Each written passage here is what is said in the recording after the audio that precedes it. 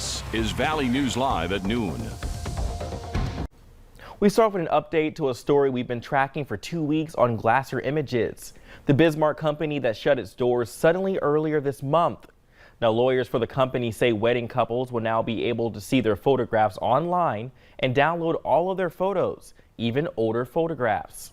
They say this will be possible for 1 year at no cost. In addition to helping the couples, photographers formerly associated with Glasser Images are being offered at no cost one of the Shoot Proof's professional support programs. Clients and photographers who have been impacted by the closure of Glasser Images can find out more information about the plan for delivery by the images that's on the website on your screen. The investigation continues for a rollover crash in Jamestown that ejected a female juvenile passenger yesterday morning. The male juvenile driver was traveling along the 7700 block of 34th Street Southwest when he lost control of his vehicle on a gravel road. The vehicle entered the ditch and up sideways, rolling on top of his passenger, who was ejected out of that same window. The telehandler with forks and a front wheel assist tractor were able to lift the vehicle up safely to assist the ejected passenger. The female was transported to Jamestown Regional Medical Center with her injuries unknown at this time. The driver was not injured in this incident, and it continues to be under investigation.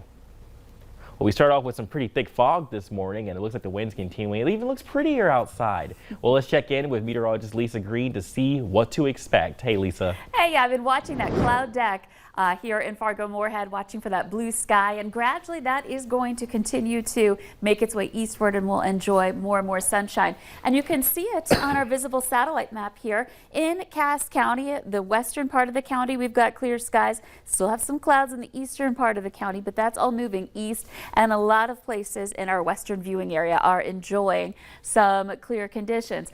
On the other side, though, it's not so nice. We're still getting some showers from Baudette through Bemidji down toward Wadena, and clouds associated with that. The good thing is that we've been working at clearing up this fog. Visibility has improved quite a bit. There are still a couple of areas where visibility is down slightly, but not as bad as it was earlier this morning. We're looking at 4 miles in Roseau and 6 in Thief River Falls for your current visibility reports, and that will improve here pretty quickly. So again, in Fargo, starting to see that blue sky and sunshine. Temperatures into the 40s right now, 47 in Fargo and Grand Forks, 50 already in Jamestown, where we've had some sun. And a quick look at your planner. Expect temperatures to be back into the low 50s today with that clearing continuing. I'll let you know how the week will end and how things are looking for the Halloween holiday on Sunday in just a couple of minutes. I know the kids are excited for Halloween in general. Thanks, Lisa. Well, North Dakota State Legislator was barred from boarding a flight at the Minot Airport following an incident with a TSA agent. Republican Representative Jeff Holvertson of Minot says he and his wife were planning to travel Monday for their anniversary.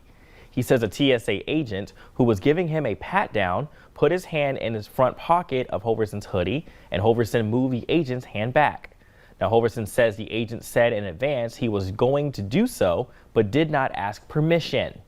The TSA says the pat down was initiated when the passenger set off the alarm in the screening machine.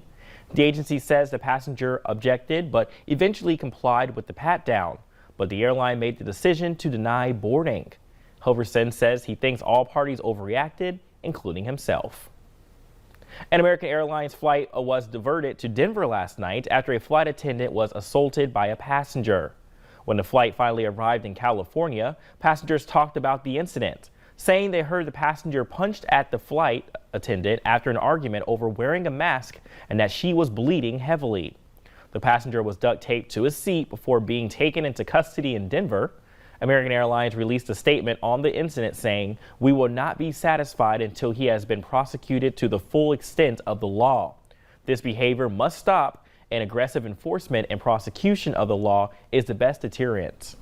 Now, as of Tuesday, the Federal Aviation Administration has received close to 5,000 reports of unruly passenger behavior, including a majority being mask-related incidents. Well, hard liquor is coming back to domestic flights on United Airlines. The carrier is planning to begin selling mini bottles of booze on economy flights at least 301 miles in length on November 15th. United Economy passengers have only been able to buy wine and beer for a year now. American and Southwest Airlines aren't planning to bring back alcohol sales until at least January. That's when the federal mask mandate is currently expected to end. Mandatory masking is linked to passenger disruptions, which are thought to worsen when alcohol is involved. Dilworth Police hope to add another officer to the staff to help with a growing crime problem in the city. Chief Ty Sharp is asking for another full-time position in his budget for 2022. He says it has always been a goal to have 2 officers per shift 24/7. The city budget will be finalized in December. Economic growth is slowing down in a major way. The Bureau of Economic Analysis reports the economy grew at an analyzed rate of just 2% in the third quarter of the year. That's short of the 2.7% economists had predicted. It's also a massive step down from the 3.7% the economy grew in spring. Experts say the slowdown is due to the COVID Delta variant, supply chain woes, worker shortages, and inflation. A new survey shows significant hesitancy among parents to get young children vaccinated against COVID-19. Food and Drug Administration advisors voted to recommend the shot for kids 5 to 11 years old on Tuesday. Advisors at the Centers for Disease Control are expected to mirror that decision as early as next week. Just 27% of parents surveyed by the Kaiser Family Foundation said they plan to vaccinate their young children as soon as possible. 66% of the respondents cited concerns over the vaccine impacting their child's future fertility. Most healthcare experts agree with the FDA that the benefits of the vaccine outweigh the risk in children, and there is no evidence fertility problems are among those risks. Well, with 100 days until the start of the Winter Olympics, Beijing is promising a simple and safe 2022 Games. Although preparations are anything but simple, as China readies to host thousands of athletes and personnel as it battles flare-ups of COVID-19.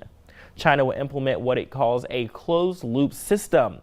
Now, what that means is that thousands of officials and athletes coming to China will go directly into an Olympics bubble. They will be tested daily and will have zero interactions with outside world. There will be spectators through, but they will not be coming from outside of China. COVID, of course, is not the only challenge facing these Olympics. There are still calls for boycotts from rights groups and some U.S. lawmakers. Well, coming up at noon, are you looking for a job? Companies like Costco and Starbucks are offering raises. And weather is all over the place this week as we begin with the fall and have our wind. Weather up next to Plan Your Day with meteorologist Lisa Green.